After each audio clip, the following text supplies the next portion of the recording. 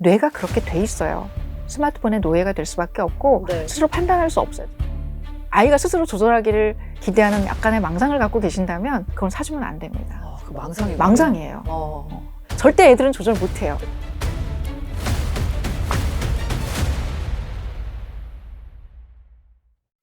대한민국 부모들이 가장 만나고 싶어하는 세브란스 병원 소아정신과 천근아 교수님과 우리 아이들 이야기 나누고 있습니다. 스마트폰이 없는 아이들 언제 스마트폰을 열어줘야 되나 네. 이런 거를 부모들이 사실 고민하는 분이 많아요. 네. 물론 요새 초등학교 저학년부터 많이 있긴 합니다만 교수님 추천 좀 해주세요. 몇 살부터 스마트폰 허용해도 되는지. 근데 그 몇 살이 중요한 게 아니고요. 우리 아이가 스스로 뭔가를 판단할 수 있는 자기 조절 능력이 있는지. 그런 나이가 보통은 초등학교 중간 학년쯤, 3, 4학년 이후거든요. 네. 그래서 저학년 때 저는 스마트폰을 사줬던 그런 부모님들한테는 가능하면 아이하고 약속을 철저히 하셔서 스스로 반납할 수 있는 그런 프로세스를 거치셨으면 좋겠습니다. 라는 말까지 해요. 왜냐하면 아이를 믿지 못하는 게 아니라 뇌가 그렇게 돼 있어요. 스마트폰의 노예가 될 수밖에 없고 네. 스스로 판단할 수 없어요. 정 사줄 수밖에 없다면 부모가 정말 철저하게 관리 감독하셔야 돼요. 근데 부모가 그럴 여력이 없고 아이가 스스로 조절하기를 기대하는 약간의 망상을 갖고 계신다면 그건 사주면 안 됩니다. 망상이에요. 절대 애들은 조절 못해요. 그러니까 최소 초등학교 3, 4학년은 돼도 절대로 스스로 못하기 때문에 정말 끊임없이 이야기하면서 아이가 스스로 어떤 콘텐츠가 유해한지, 어떤 콘텐츠가 가짜하고 왜곡돼 있고 너한테 해로운 콘텐츠인지를 스스로가 자기한테 해로운 콘텐츠인지를 스스로가 판단할 수 있는 능력을 갖게 엄마가 끊임없이 소통하면서 교육시켜줘야 된다는 거죠. 근데 그게 에너지가 보통 드는 게 아니거든요. 몇 번 하다가 말아요. 지가 알아서 하겠지 싶고. 그리고 엄마하고 약속해서 반납 잘 하면 아이는 무슨 콘텐츠를 받는지 별로 신경 안 쓰고 너무 시간에 대해서만 어머님들이 생각을 하시는 거예요. 어떤 유아는요. 어른들이 쓰는 이상한 말들을 갑자기 하더래요. 근데 그게 유튜브에서 다 본 거래요. 학교도 안 들어간 학령 전기 유치원생이. 대부분은 유튜브에서 이제 어른들끼리 하는 뭐 예능이라든지 이제 그런 데서 본 말들을 갑자기 밥 먹다가 한다거나 이제 그런 경우인데 그거 전혀 어머님들이 관리 안 하신 거거든요. 애가 뭘 보는지 알아야 되고 함께 보셔야 돼요. 영유아기 때는 뭐 절대 안 되고 초등학교 때도 관리를 하셔야 되고 고학년부터니까 스스로 판단해서 잘 조절하겠지. 시간만 내가 좀 컨트롤 해주면 되겠지 라고 생각하지만 천만의 말씀이고 함께 조절하는 힘을 키워줘야 되고 노력을 해야 된다. 지난해 말에 이제 세계 최초로 호주에서 이 청소년들의 SNS 사용 자체를 아예 금지하는 이 법을 시행에 들어갔단 말이죠. 이 SNS 자체가 그만큼 이 아이들 정신건강에 안 좋다, 악영향을 준다 이런 뜻 아닌가요? SNS 자체가 뭐 악영향을 준다라고도 할 수 있지만 굉장히 이건 되게 복잡한 문제이긴 한데요. 실제로 SNS 중에서도 여러 가지 것들이 폐쇄적으로 이렇게 이루어지는 그런 공간들이 있다고 해요. 계정을 니네 갖지도 말아라. 갖지도 말아라. 그리고 그것을 만약에 이행하지 않는 플랫폼 사업자에게는 거액의 벌금을 부과하게 하는 그런 거를 들었을 때 이게 정말 전 세계적으로 어쨌든 최초의 사례긴 하지만 뭔가 문제가 심각하기 때문에 또 이것이 법으로까지 통과되지 않았나. 그만큼 SNS, 특히 청소년의 SNS 사용은 상당히 이제 전 세계적으로 뭔가 경종을 울리는 그런 시대가 오기는 왔다. 우리는 좀 어떻게 하면 좋을까요? 우리도 좀 도입해야 된다 이런 의견도 사실 있어요. 저는 뭐든 그렇지 않습니까? 강제로 막으면 어디론가 은밀하게 지하의 세계로 향하는 게 인간의 생리거든요. 청소년들도 마찬가지예요. 결국은 강제로 못하게 하면 SNS를 더 이상 안 하고 스마트폰을 안 하는 게 아니라 뭐 공기기를 사서 한다거나 또는 SNS도 다른 음성의 어떤 공식적이지 않은 비공식적인 그런 플랫폼으로 이동한다거나 또는 어떤 메시징 앱 같은 데로 가서 또 활동을 하기도 하거든요. 그래서 더 중요한 거는 사용을 하되 그거를 건전하게 본인이 비판적인 사고를 가지고 하는 게 중요하다.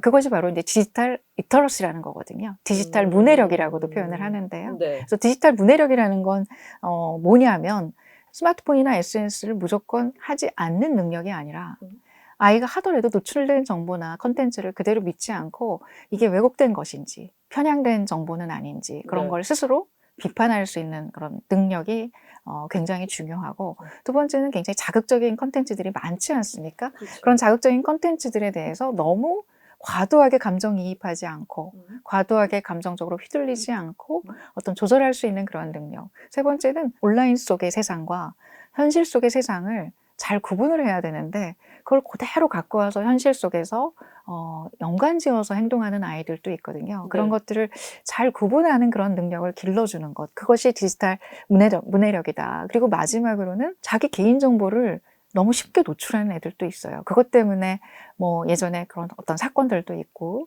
거기에 이제 피싱의 피해자가 되기도 하고 굉장히 억울한 일들이 많이 생기거든요. 그리고 사이버 불링의 피해자라든지 어떤 사이버 폭력의 피해자가 되는 경우가 있는데, 그런 걸로부터 자기를 스스로 보호할 수 있는 능력, 개인정보를 노출하라는 그거에 휘둘리지 않고 뭐 사진을 보내라, 또는 너 생년월일이 어떻게 돼? 그럴 때 이게 개인정보를 일종의 노출하는 거다라는 거 정도의 판단력은 갖고 안 해야 된다는 거죠. 이제 그런 정도의 어떤 힘을 기르는 것들이 다 디지털 문해력인데, 제일 중요한 거는 아이들이 지금 무분별한 어떤 컨텐츠 그리고 알고리즘에 노예가 되고 있는 형국에서 본인들이 스스로 그거를 비판할 수 있고, 이거는 문제다. 이건 내가 더 이상 보지 말아야지. 이 알고리즘으로부터 과감하게 내가 벗어나야지. 이제 그런 생각을 할 수 있는 그런 힘을 기르는 것이 저는 더 중요하다고 생각을 합니다. 아이들이 좀 스스로 이거를 깨달아야 될 필요도 있을 것 같아요. 잘 안 깨달아져요. 그거는 사실 부모가 도와줘야 돼요. 부모가 함께. 한 번씩 이렇게 검사해야 되니까. 그걸 근데 생각해 보세요. 영유아기한테 디지털 문해력 얘기해봤자 됩니까? 그게 무슨 말인지 모르죠. 그래서 이제 초등학교 한 고학년에서 중학교, 고등학교쯤은 되면 디지털 문해력에 대한 이야기를 정말 많이 해야 돼요. 그런 정보, 어떤 가짜 뉴스 이렇게 넘쳐나는 그런 거에 대해서 너를 좀 지켜야 된다, 이런 근데 얘기들이. 그게 뭔지를 모르잖아요. 뭐가 가짜 뉴스인지. 그럴 때 처음에는 그래서 함께 컨텐츠를 보는데, 그게 감시하듯이 야, 너 뭐 봤는지 엄마한테 갖고 와봐가 아니라 네가 요새 보고 있는 거, 네가 요새 구독하고 있는 채널 어떤 부분이 재밌어서 보는 거야? 엄마도 좀 알자. 엄마도 좀 너랑 대화를 하고 싶어서 그래 라고 하면서 이제 보면 이거는 조금 잘못된 정보인데 여기는 왜 이렇게 욕설이 난무하지? 이거는 조금 이 콘텐츠를 만든 사람한테 약간의 윤리적인 문제가 있는데, 뭐 그런 것들은 부모가 더 판단을 잘 할 거 아니겠어요? 그러니까 결국은 관심을 갖고 아이하고 함께 콘텐츠를 보면서 근데 땡땡아, 엄마가 볼 때 이거는 이러이러한 것 같아. 그러면서 엄마의 비판적 사고나 부모님의 비판적 사고를 아이가 모델링할 수 있게 도와줘야 된다는 거. 처음부터 앉혀놓고 아까 1번, 2번, 3번 그렇게 말한다고 애가 디지털 문해력이 빵하고 키워지는 건 아니죠.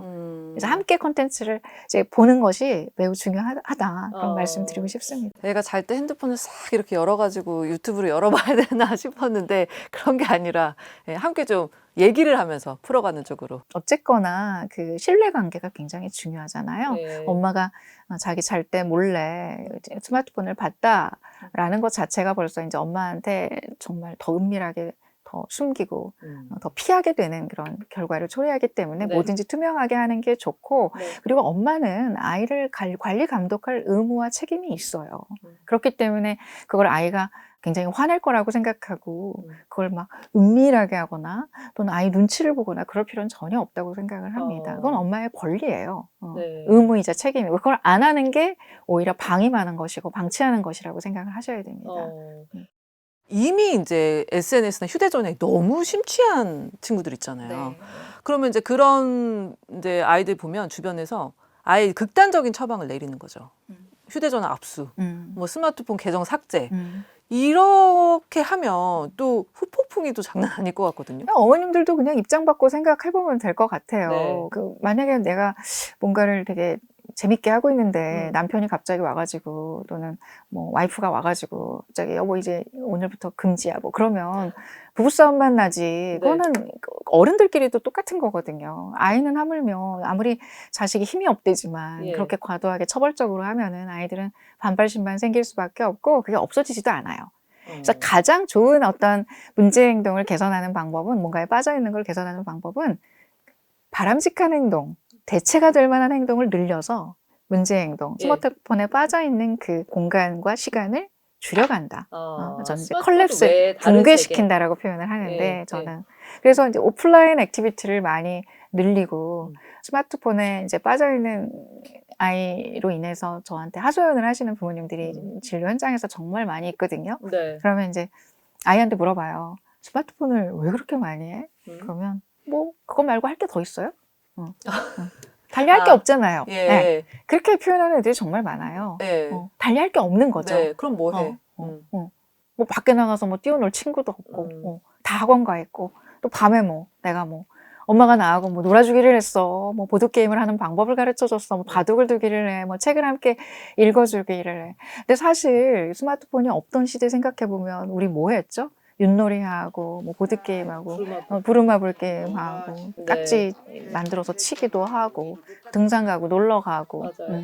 뭐 그랬던 만화책 이제 뭐 사서 읽고 뭐 그런 정도 책 읽고 뭐 이제 그런 게 되게 재미였잖아요. 근데 이제 그런 것들을 로 대치해라가 아니라 네. 어쨌든 아이들이 생각보다 스마트폰 자체가 좋아서 빠져드는 것보다는 정말 달리할 게 없는 아이들이 은근히 많다. 그러면 달리할 게 있게 만들면 되지 않냐. 네. 근데 그건 제 얘기가 아니고요. 이거는 뭐 그냥 일반적인 교육 심리학자들이 다 하는 이야기예요. 네. 정신과 의사들 포함해서. 네. 그래서 오프라인 액티비티, 대체할 오프라인 액티비티를 제발 좀 함께 많이 좀 해라. 그래서 옵션이 많아지게 선택지가 좀 많아지게 해라. 네. 달리할 게 SNS, 스마트폰밖에 없게 만들지 말고. 근데 잘 안 되죠. 잘 안 되고 거기에 모든 친구들도 있고 거기에 게임도 있고 놀이문화가 스마트폰 안에 모두가 다 들어있고 심지어 어른도 그런데 아이들은 어쩌겠습니까? 부모님들도 조금은 맨날 이렇게 소파에 누워가지고 스마트폰 보거나 또는 TV로도 유튜브 보잖아요 요새는. 네. 근데 그러지 마시고 예. 조금 적어도 아이가 집에 있는 동안만큼은 이제 스마트폰 끄고 디톡스, 디지털 디톡스를 좀 하면서 아이한테 모범을 좀 보여라. 일부러 그래서 아이 보는 앞에서는 좀 책도 많이 보려고 하시고 읽으시고 밖에 나가서 운동도 좀 하고 함께 같이 나가서 뭐 헬스장도 가고 네. 그러면서 뭐 서로 뭐 얼마나 뛰었는지 이렇게 비교도 좀 해보고 네. 그런 활동을 좀 많이 하면 좋겠다는 생각이 있어요. 그러면서 부모하고 소통도 하는 거죠. 부모하고 하는 예. 소통이 사실 더 즐겁거든요. 어. 그 패밀리 링크는 정말 최소한의 장치이지 보조적 수단 정도로만 활용해야지 그게 어떻게 아이를 전부 다 관리할 수 있다라고 생각하지 않고요. 그리고 또 하나는 부모는 감시자가 아니라 동반자여야 한다. 아무리 패밀리 링크가 있다고 하더라도 이제 아이가 뭔가 엄마의 눈을 피해서 뭔가 몰래 시간을 좀 늘리고 싶다 그러면 뭐 다른 친구 거를 갖다가 할 수도 있고 그런 거기 때문에 네. 아이가 스스로 판단해서 시간을 조절하고 절제하고 유해 컨텐츠에는 접속하지 않는 또 계속 반복하는 디지털 문해력을 키우는 게 더욱더 중요하고 무엇보다도 엄마가 디지털 디톡스에 대한 모범을 보이는 것이 가장 중요하다라는 말씀을 드리고 싶네요. 그러니까 부모가 막 본인은 스마트폰을 하고 있으면서 야, 너 스마트폰 그만해. 이런 게 이제 최악이라는 말씀이신 최악이죠. 거죠. 네, 근데 생각보다 그런 분들 많아요. 네. 네. 어디 엘리베이터 타기만 하면 부모하고 아이가 있는데 예. 다 스마트폰 보고 있어요. 서로 이야기 안 하고. 식당에서도 그렇고. 이제 그런 거 보면 식당에서부터 부모가 뭔가 책 같은 거 갖고 간다거나 뭐 거기에 있는 하다못해 냅킨에 적혀 있는 무슨 그런 격언 같은 거 보면서 야, 이 격언은 누가 얘기했을까? 네. 뭐 그러면서 뭐 그렇게 얘기를 한다거나 하고 뭐 아이들은 요새 작은 장난감 뭐 큐브 같은 거 그거 갖고 다니면서 그거 가지고 이렇게 서로 누가 빨리 맞추나 시합도 하고. 근데 많이들 그러시고 계세요. 이렇게 외래 대기실에 보면 스마트폰보다는 이제 그런 거 갖고 와서 서로 종이 접기도 하고 그러신 분들이 은근히 많이 있더라고요. 아, 그래요. 디지털 모범을 보여라. 네, 모범을 보이십시오. 명심하겠습니다. 네. 네. 저희 사실 여쭤보고 싶은 게 더 많은데요. 네. 오늘은 시간상 여기까지 하고 네. 다음 기회에 또 네, 제가 풍부하게 질문들 네. 준비해 놓고 또 네. 모시겠습니다. 네, 감사합니다. 네, 오늘 긴 시간 고맙습니다. 네, 감사합니다.